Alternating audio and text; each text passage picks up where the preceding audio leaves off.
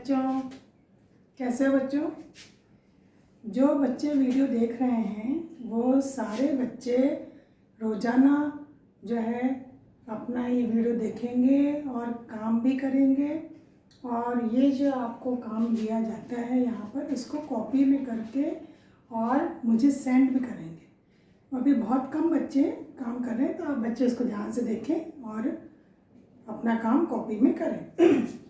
हम बच्चों हिस्ट्री में, इतिहास में सेकेंड चैप्टर ले रहे हैं, ठीक है। उसका एक क्वेश्चन हम कल पढ़ चुके हैं, उसके आगे हम बढ़ते हैं।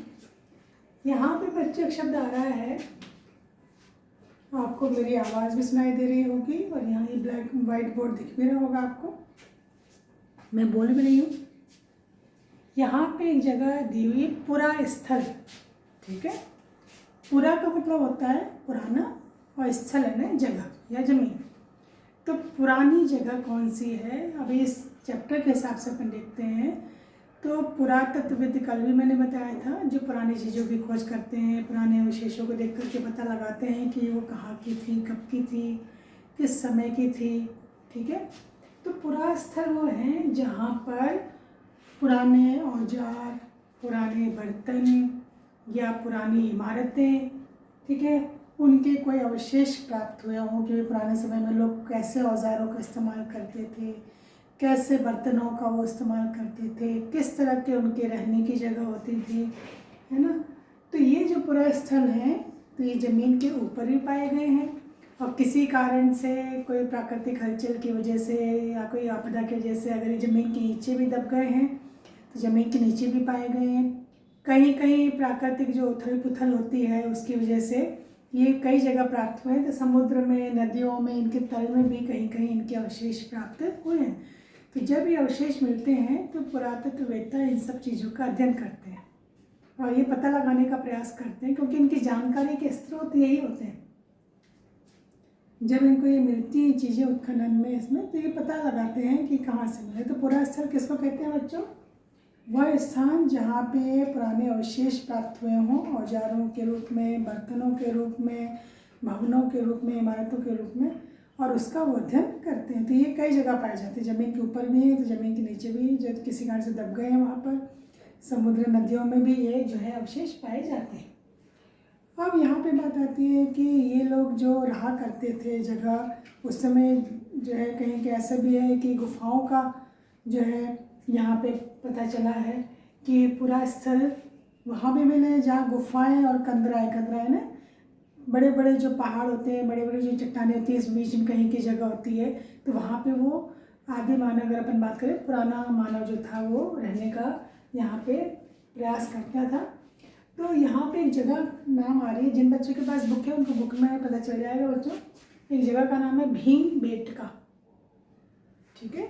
ये भीमबेटका एक जगह है, वहाँ पर बहुत सारी गुफाएं और कंदराएं ना, वो जगह जगह छोटी छोटी सी जगह बनी होती है। गुफाएं तो काफ़ी गहरी होती है, कंदराएं जो जगह जगह होती हैं चट्टानों के बीच में, जहाँ पे वो रहा करते थे। अब ये जो गुफाएं हैं, ये गुफाओं में क्यों जाते थे? ये अपना आवास नहीं बना पाते थे तो यहाँ पे रहते थे। क्यों? क्योंकि ये जो गुफाएं थी, ये इनको बारिश के समय, जैसे बारिश आ रही है तो कहाँ छिपेंगे? पेड़ के नीचे भी रुकते हैं, अगर तो तेज़ बारिश हो रही है तो पेड़ से भी वो भीग जाते हैं। तो ये ऐसे समय में ऐसे स्थान देखते थे जहाँ ये अपने आप को बचा सकें। किससे? बारिश से, तेज़ धूप पड़ती है उससे, सर्दी जब शीत आती है, शीतलहर आती है, सर्दियाँ आती है जब, तब भी अपने छुपने के स्थान देखते थे। और तेज़ हवाएं चल रही हैं, गर्मियों में तेज़ लू चल रही है या और हवाएं चल रही हैं, तूफान आते हैं जैसे, तो उनसे भी ये गुफाएं इनको राहत देती थी। मतलब यहाँ पे रह करके इनको जो है छिपने की जगह मिल जाया करती थी। तो ऐसी गुफाएं जो हैं, एक नदी है नर्मदा नदी मध्य प्रदेश में, वहाँ नर्मदा नदी की घाटी के पास भी इनके बहुत सारी चीज़ें जो है ये प्राप्त हुई गुफाओं के, जैसे भीमबेटका। अब इन गुफाओं में जब ये शरण लेते थे तो कई बार ये अपना आवास उसी को बना लेते थे, वहीं रहते थे। तो इन गुफाओं में बच्चों यहाँ पे बहुत सारे चित्र भी मिले, चित्रकारी के भी कई अवशेष यहाँ प्राप्त हुए। तो इन गुफाओं में वो जंगली जानवरों के, शिकार के ये चित्र बनाया करते थे। ऐसे जो उदाहरण मिले हैं ये मध्य प्रदेश में मिले हैं और उत्तर प्रदेश के दक्षिणी हिस्से में भी कई स्थानों पर ये गुफाएं मिली हैं। तो आप सोचो ये जो पुरातत्ववेत्ता कहाँ कहाँ जाते हैं, खोज करते हैं, पता लगाते हैं और फिर उसका एक एक चीज़ का अध्ययन करते हैं कि अगर इसने इस तरह की पोशाक पहनी है तो क्या वो उस समय ये वस्त्र पहनना सीख गया था, या जो भी चीज़ें उनको जानकारी लेनी होती थी इनके माध्यम से वो लेते थे। अब धीरे धीरे फिर उसने आग की खोज कर ली। अब आग की खोज कर ली तो उसका जो है कृषि करना भी हो गया, आना हो गया। क्योंकि क्या होता था कि जब ये अपने शिकार के साधन के लिए यहाँ से वहाँ जाया करते थे तो उस समय कई नई चीज़ों की इन्होंने खोज भी की। धीरे धीरे जैसे हम अपन बात करें आग की खोज की, आग जलाना सीख गए। हमने शुरू से पढ़ा हुआ है कि पत्थरों को टकरा करके, तो इन्होंने कहीं ना कहीं देखा होगा तो उससे उन्होंने आग जलाना वो सीख लिया। तो ये आग जलाना सीख गए थे तो इसका उपयोग किस काम के लिए करते थे? सबसे पहले तो जो कि हमने देखा, कहीं पढ़ा है या सुना है कि पहले तो कच्चा मांस खाया करता था। जब उसने आग जलाना सीख लिया तो वो मांस को क्या करने लगा, भूनने लगा। तो मांस भूनने के लिए, ठीक है, रोशनी के लिए, रात में बैठे आग जला लेंगे तो रोशनी हो जाती है, जंगली जानवरों से बचाव भी हो जाता है। तो आग का उपयोग वो करता था प्रकाश रोशनी के लिए, मांस भूनने के लिए और जानवरों को दूर रखने, क्योंकि जानवर आपने देखा होगा आग से डरते हैं। तो ये जो जंगली जानवर होते हैं वो खूंखार होते हैं, तो इनसे अपने आप को बचाने के लिए क्या करते थे, जंगल में लकड़ियाँ तो खूब मिलती थी, उन लकड़ियों को जला करके और रोशनी भी कर लेते थे और अपने आप का बचाव भी कर लेते थे, क्योंकि आग को देख करके जानवर पास में नहीं आते थे। तो अब ये जो हम इसमें पढ़ रहे हैं बच्चों, पुरा पाषाण काल, इसका नाम है पुरा पाषाण काल। मतलब पुराना जो पत्थरों का समय था, जब पत्थरों का इस्तेमाल होता था हथियार बनाने के लिए, औजार बनाने के लिए, तो उस पुरा पाषाण काल का जो समय था इसमें अधिकतर इतिहास जो है मानव का 99% इतिहास है उस समय का ही यहाँ पर प्राप्त होता है। अब ये जो पुरा पाषाण काल है बच्चे, उसको 3 भागों में बांटा गया। यहाँ पे देखिए पुरा पाषाण काल 1, 2, 3, यहाँ पे 1, 2, 3 मैंने बता दिए। 3 जो काल है इनके समय, इनको जो बांटा गया है, पहला बहुत समय पुराना, तो पहला इसका नाम आता है आरंभिक, मतलब शुरुआती समय। दूसरा आता है मध्य का समय और तीसरा आता है उत्तर काल या नव पाषाण काल या नवीन समय। अब इनका समय देखिए कैसे, हम अभी से पीछे की तरफ जा रहे हैं, ठीक है।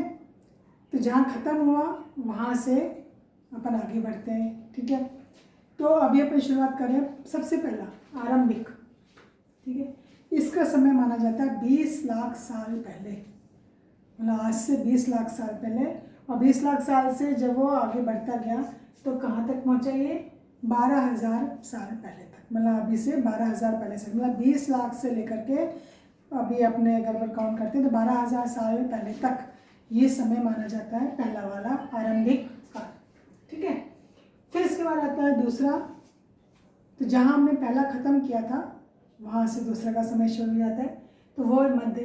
तो दूसरा, पहला अपन ने कहाँ ख़त्म किया था, 12,000 साल पहले, तो दूसरा कहाँ से शुरू होगा, वहीं से 12,000 साल पहले से लेकर के 10,000 साल पहले तक ये मध्य पाषाण युग कहा जाता है, जिसको मेसोलिथ भी कहा जाता है, इस काल को मेसोलिथ, ठीक है।